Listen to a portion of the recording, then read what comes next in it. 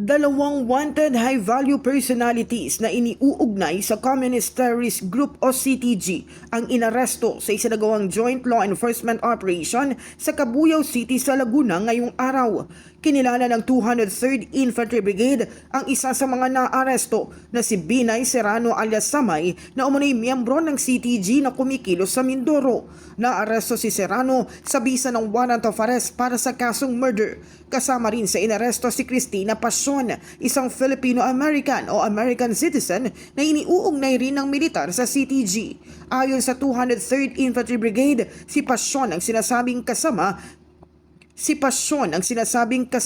ni Chantal Anicotche na nailigtas ng mga sundalo matapos ang engkwentro sa Abra de Inog sa Occidental Mindoro noong January 8 ngayong taon.